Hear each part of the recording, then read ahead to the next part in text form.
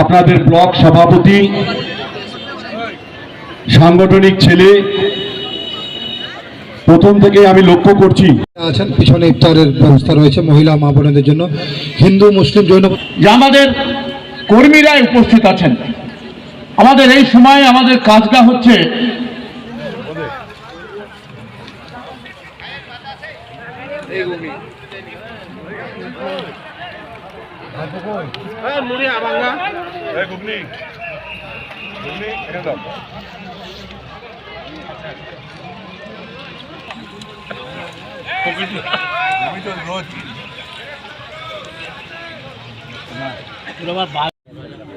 আজকের কর্মসূচি আপনাদের কি ছিল? আমাদের সর্বভারতীয় তৃণমূল কংগ্রেস, আমাদের সকলের জননেত্রী মমতা ব্যানার্জি আমাকে দ্বিতীয়বার আগামী লোকসভা ভোটে জঙ্গিপুর কেন্দ্রের জন্য মনোনীত করেছে।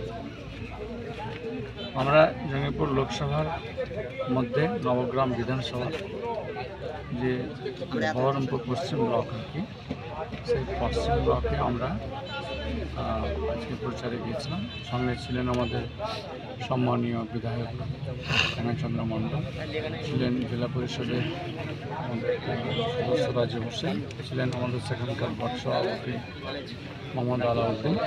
সঙ্গে থেকে আমরা সকলে ঐক্যবদ্ধভাবে আমরা স্থানীয় যারা অঞ্চল নেতৃত্ব রয়েছেন, ব্লক নেতৃত্ব রয়েছেন, সকলকে নিয়ে আমরা আজকে প্রচারে বেরিয়েছিলাম। নিয়ালিশপাড়া অঞ্চল এবং রাধারঘাট এই দুটো অঞ্চল করে এসে আমরা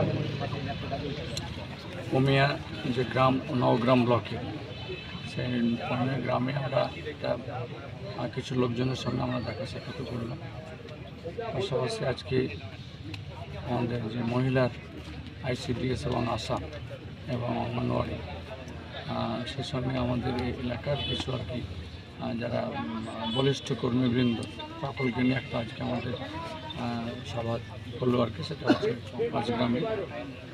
আগামী দিনের যে আমাদের লোকসভা নির্বাচন, যেভাবে আমি 5টি বছর জঙ্গিপুর লোকসভাবাসীকে সম্পূর্ণভাবে আমি নিষ্ঠার সঙ্গে সততার সঙ্গে আমি সময় দিয়েছি।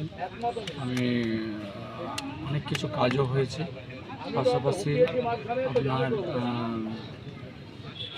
মানুষের আপদে বিপদে যেভাবে ছুটে এসে আমি যেভাবে কাজ করেছি, আমি সেটাকে সামনে রেখে আমি আজকে নবগ্রামবাসীর কাছে আমার বিনম্র আবেদন আমি জানালাম যে দ্বিতীয়বারের জন্য আপনারা আমাকে নির্বাচিত করে আপনাদের সেবা করার জন্য আমাকে সুযোগ দেবেন, আমাকে খেদমত করার জন্য আমাকে পাশে নেবেন এবং আপনাদের আপদে বিপদে যেন আমি সাথী হয়ে থাকতে পারি, তার জন্য আমি সকলের কাছে আহ্বান জানাবো।